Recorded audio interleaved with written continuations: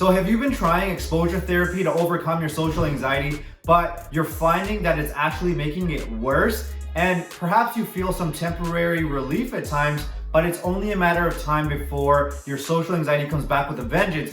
So if so, stick around, because in this video, I really want to help you understand why exposure therapy can actually make social anxiety worse. And then by the end of the video, I want to show you where exposure therapy comes into place in your social anxiety recovery so you can make the most of it, okay? So let's get into it.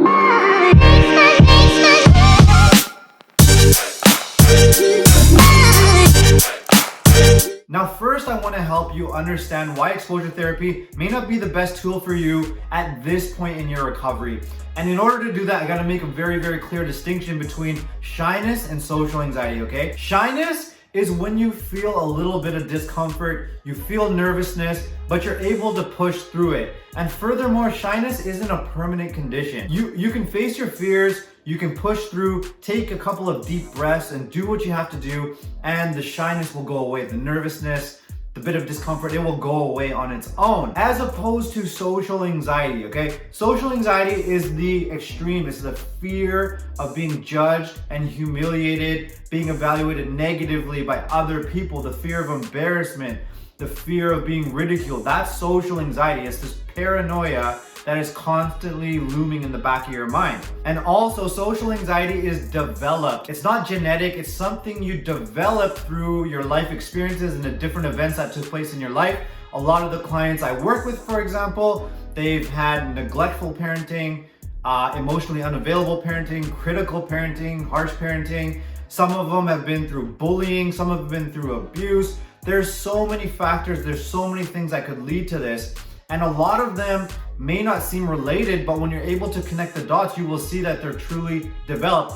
It could even be an incident where you were simply left out of a group when you were younger, and for whatever reason, there could be a number of reasons, you've internalized that experience, you've internalized those feelings, and they've stayed with you as you move forward in your life, or as you try to move forward in your life. Now, when these experiences, when these events happen, they cause a restructuring of your brain. This is extremely important because let's talk about normal people who don't have social anxiety, okay? When somebody goes into a social interaction, or they're gonna meet up with a group of people, give a talk, whatever, what's going to happen is the emotional brain, which is in charge, which governs essentially your bodily reactions to danger, and the message, when it fires off, the message that gets sent to yourself, to your body, is that you're in danger. And this is everybody, okay?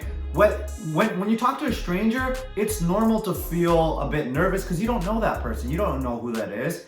When you give a speech, you're supposed to be a little bit nervous, a bit uncomfortable, because it's a high pressure environment. You're supposed to feel a little bit of nerves. But let's say for normal people, what happens is when the brain fires off, it says you're in a little bit of danger, the front of your brain, the prefrontal cortex, will fire back and give you perspective on the situation. It'll say back to the emotional brain, hey, we're okay. There's no danger here. You can relax now. And then when the emotional brain gets the message back that everything's okay, that's when it calms down. That's when it lets your body relax so you can move forward with the task at hand, one-on-one conversation, speaking, whatever the case is. Now, when you have social anxiety, when you develop this condition, the change that happens, the restructuring that happens, is you lose this integration, this two-way talk between the emotional brain and the front of the brain.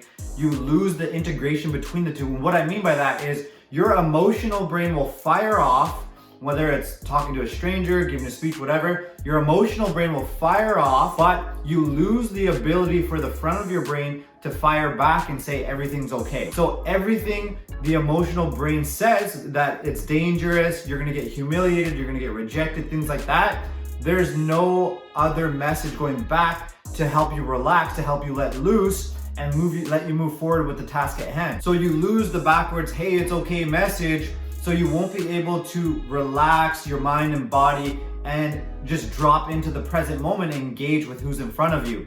Now, I had a huge long-standing problem with this issue. I was walking around with an overactive emotional brain pretty much my entire life. I lived in this heightened state, this heightened physiology, what you would call a fight or flight response, or a survival mechanism. That was my norm my entire life.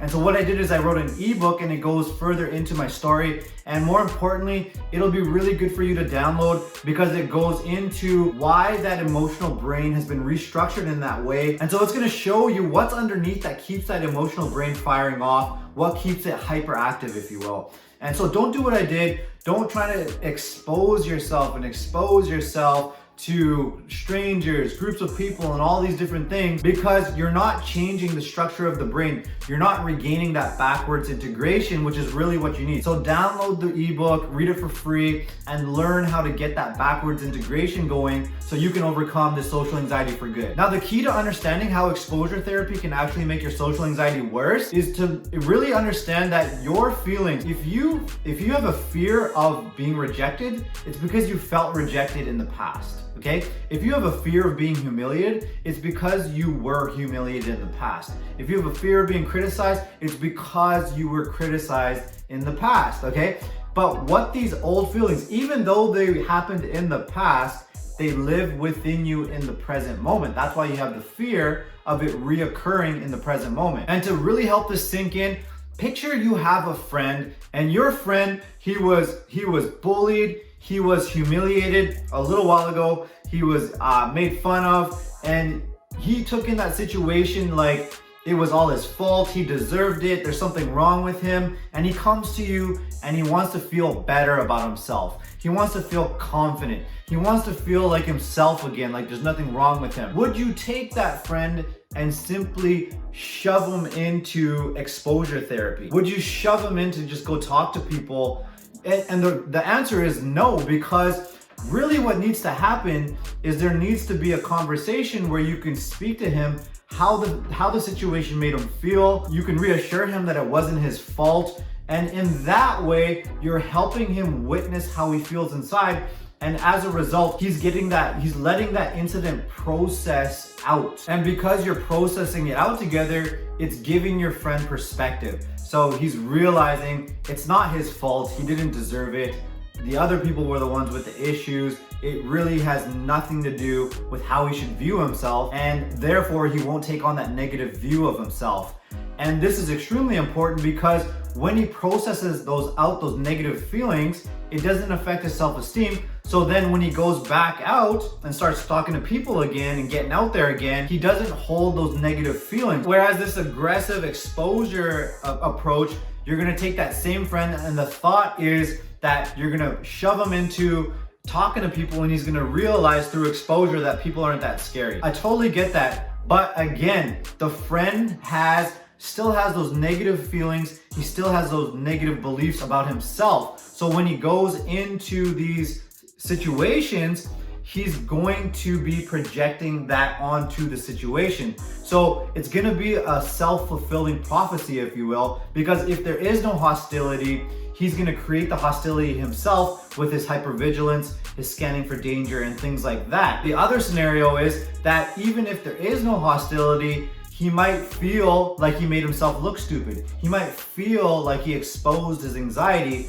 and that makes him feel even worse about himself. And again, when you have those negative feelings inside you, your body can't tell between what's real and what's imagined. Really important. Your body cannot tell between what's real and what's imagined. So when those feelings get triggered up, your friend has just experienced that old wound once again. But remember, this is not your friend. This is you and your feelings from the past. So when those old feelings, when they get triggered in the present moment, your brain interprets that and your body interprets that as it just happened again. You just experienced the humiliation again. You just experienced the rejection again. And remember what that does when you experience it again, it further locks in that forward integration, that emotional brain firing off. And that is why you will realize that this exposure may be making your social anxiety worse. So again, how you would treat your friend is how you would treat yourself.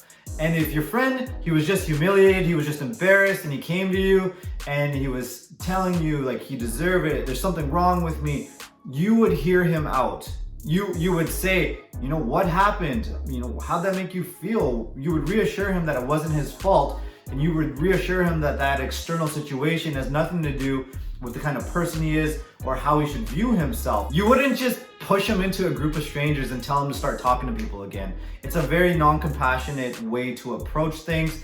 And again, it's a very non-compassionate way to treat yourself. And so you'll notice the more you acknowledge yourself, the more you do that by acknowledging these feelings from the past, the more they get witnessed, the more they get processed out. And when you're not carrying so much of these negative feelings internally, that's when you drop into your authentic self. And that is the key to a full recovery, is to be guided by your authentic self and not these negative feelings that you carry from the past. Because your authentic self, it is naturally confident. It naturally wants to connect with people. It's naturally calm. It's naturally free of anxiety. We are naturally social creatures. So once you drop into this aspect of you, you're gonna naturally wanna talk to strangers. And so I'm not trying to say it's bad to talk to strangers. I talk to strangers all the time because I want to. I genuinely want to. I like reaching out to people. I like connecting with people. I find people interesting.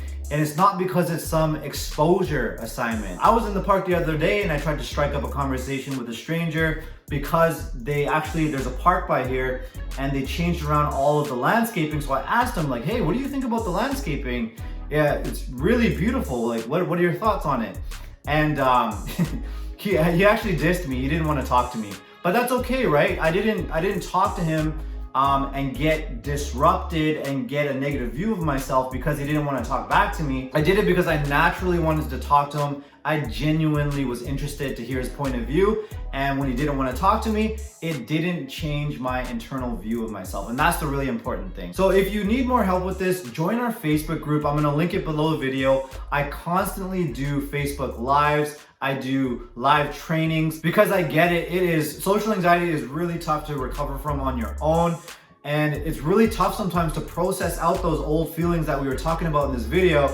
So join the group. The whole group is dedicated to social anxiety. So you'll be able to come in there, connect with people who have a very similar experience, similar struggles, and you'll be able to release all the shame you may be carrying from even having social anxiety. So thanks for watching the video. I hope to see you on the inside. All right, peace out.